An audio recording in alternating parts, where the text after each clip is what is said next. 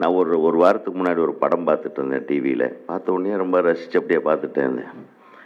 தம்பி அர்ஜுனான்னு ஒரு படம். பொதுவாகவே எல்லாம் வெற்றி படங்களை தான் டிவியில் பார்ப்பேன். நான் வந்து இந்த படத்தை கேள்விப்பட்டதில்லை. சாரி, நீங்கள் தப்பாக நினைக்க வேண்டாம். இந்த படத்தை பார்த்த உடனே எனக்கு பார்க்கணுன்னு ஒரு ஆவல் தோணுச்சு.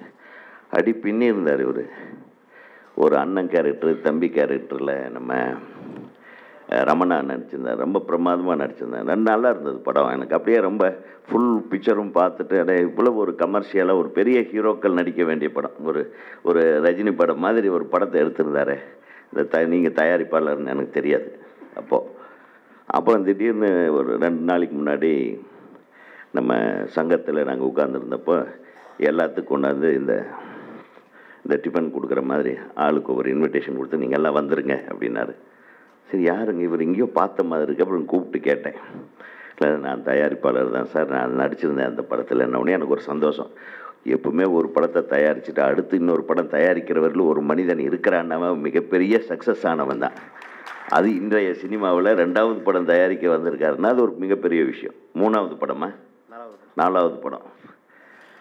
அப்புறம் அந்த தம்பியை பார்த்த உடனே நான் அந்த இன்விடேஷனை பார்த்த உடனே தெரிஞ்சுட்டு அது அவருடைய புள்ள தான், இவர் ரொம்ப மெனக்கெட்டு தான் இந்த படத்தையும் எடுத்திருப்பார் நண்பர்களை சேர்த்து அப்படின்னு சொல்லி முடிவு பண்ணிட்டேன்.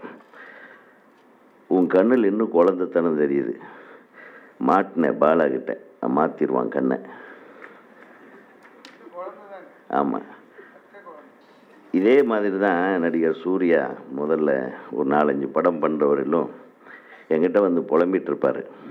என்ன அங்கிள், என்ன என் படமே சரியாக போக மாட்டேங்குது, நான் நடிக்க மாட்டேன்னு சொன்னேன், நீங்கள் எல்லாம் தான் ரொம்ப டென்ஷன் பண்ணி நடுறான்னு சொன்னீங்க அப்படின்னு. இப்போ தான் ஒரு பாலா சார் படத்தில் நடிக்க வேறு போகிறேன், எனக்கு ஒரே பயமாக இருக்குது அப்படின்னா.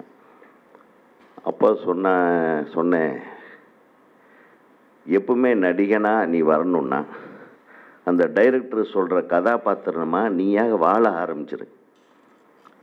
நீ உன்னை பார்த்தா நடிகர் சிவகுமார் மாதிரி இருக்கக்கூடாது. உன் கண்ணை நீ மாற்றணும், உன்னுடைய நடை உடை பாவனை எல்லாத்தையும் மாற்றணும். அப்படி ஒரு டைரக்டர் உனக்கு கிடைச்சிருக்கிறாருன்னா ஜஸ்ட் ஃபாலோ பிளைண்ட்லி. இன்றைக்கும் சினிமா நல்லா இருக்கணும்னா எல்லா முன்னணி நடிகர்களுக்கு நான் சொல்லிக்கிறது அது ஒன்று தான். டைரக்டர் ஒரு கதையை சொல்லி ஸ்கிரிப்டை சொல்லிட்டா அவங்க இஷ்டத்துக்கு விட்டுருங்க. நீங்கள் நினைக்கிற மாதிரியே ஒரு டைரக்டர் படம் எடுக்கணும்னு நினச்சதுனால தான் இந்த இண்டஸ்ட்ரி கெட்டு குட்டிச்சவராகிப்போச்சு. ஏன்னா நான் படம் பண்ணும்போது நான் சொல்கிறத மட்டும் கேட்டால் மட்டும்தான் நான் டைரக்ட் பண்ணுவேன். ரஜினியாக இருந்தாலும் கமலாக இருந்தாலும் சரி. ஏன்னா நான் அவங்கள வித்தியாசமாக கன்சீவ் பண்ணியிருப்பேன்.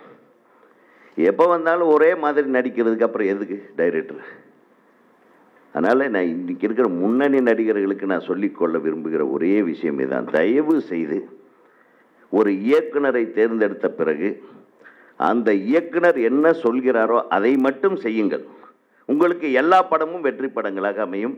இண்டஸ்ட்ரி நல்லா இருக்கும். இண்டஸ்ட்ரி நல்லா இல்லை அப்படிங்கிறது காரணம், பெரும்பான்மையான காரணம் வந்து முன்னிலையில் இருக்கக்கூடிய நடிகர்கள் தான். உண்மை இது. அவங்களால படம் ஓடுது, அவங்கனால தான் படம் ஓடலை. அவங்கனால இண்டஸ்ட்ரி நல்லா இருக்குது, அவங்கனால தான் இண்டஸ்ட்ரி நல்லா இல்லை. இது கலைப்புலி தானனுக்கு நல்லாவே தெரியும். ஒரு படத்தை எடுத்து அதுக்கு போட்ட செலவை நம்ம வசூல் பண்ணுறதுக்கு வேறு என்னென்ன வித்தைகள் எல்லாம் பண்ணணும்னு அவருக்கு தெரியும்.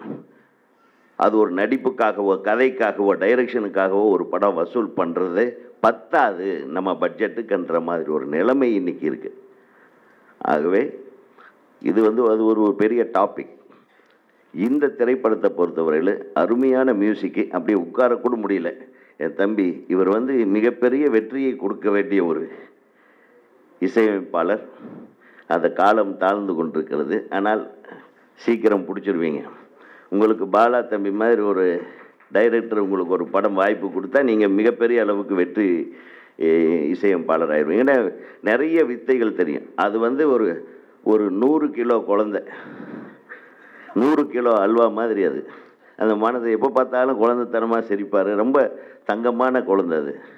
அடுத்தது இந்த குழந்தை, இது ஒரு வெற்றிகரமான குழந்தை. இன்னும் நீ குழந்தை மாதிரி தான் பார்க்குற, இன்னும் கண்ணில் மெச்சூரிட்டி இல்லை. அந்த மெச்சூரிட்டியை என் இனிய தம்பி இயக்குனர் பாலா அவர்கள் நிச்சயமாக அதை கொண்டு வந்து விடுவார். அவர் பிடிச்சிக்க பாலாவை, விட்டுறாத, மீண்டும் தவற விட்டு விடாதே. இந்த திரைப்படத்தை பார்க்கும்போது அது எனக்கு ஒரு மிகப்பெரிய நம்பிக்கை என்னென்னா, எந்த ஒரு தயாரிப்பாளராக இருந்தாலும் இவ்வளவு நம்பிக்கையாக மேடையில் பேசி நான் பார்த்ததே இல்லை. எல்லோரும் சொன்ன மாதிரி என் தம்பி டைரக்டர் சொன்ன மாதிரி தோன்றுவாங்க. ஒரு சுறுசுறுப்பாக இருக்க மாட்டாங்க. படம் ரிலீஸ் ஆகிற டைம் வர வர வர என்னென்ன பிரச்சனைகளோ, எவ்வளவு பிரச்சனை வரும், இந்த படத்துக்கு தேட்டருக்கு கிடைக்குமா, இந்த படத்துக்கு டிஸ்ட்ரிபியூட்டர் கிடைப்பாங்களா, இந்த படம் ஓடுமா ஓடாது, இத்தனை குழப்பங்கள், அது எல்லாத்தையும் ஒதுக்கி வச்சுட்டு ஒரு முயற்சி, நம்ம தன்னம்பிக்கையோடு செயல்படுகிற ஒரு தயாரிப்பாளர் கூட்டம் இவர்கள் வாழ வேண்டும். இந்த மகிழ்ச்சி, இன்றைக்கு இருக்கிற மகிழ்ச்சி நிச்சயமாக இந்த படம் வெளியிட்டு 100 நாட்களை தாண்டி ஓடும் போதும் இருக்க வேண்டும் என்று கூறி, இந்த படத்தில் பங்கேற்றுள்ள அத்தனை திரைப்பட தொழில்நுட்ப கலைஞர்களுக்கும், நடிகையர்கள் அவர்களுக்கும், எழுத்தாளர்களுக்கும், குறிப்பாக நான் முதலிருந்தே சொல்லிட்டு இருந்தேன், யாருப்பா பாட்டு எழுதிட்டு இருக்கா அப்படின்லாம் கேட்டேன் தம்பிக்கிட்ட. அவர் பேர் சொன்னால்ப்பா, அப்புறம் அதுக்குள்ளே கூப்பிட்டாங்க மேடம் அவங்களையும். இன்னொரு 2 பேர் பாடல்கள்லாம் ரொம்ப பிரமாதமாக இருக்குன்னு பாலாவே சொல்லியிருக்காருன்னா அப்புறம் வேறு சர்டிஃபிகேட் தேவையில்லை. வாழ்த்துக்கள்.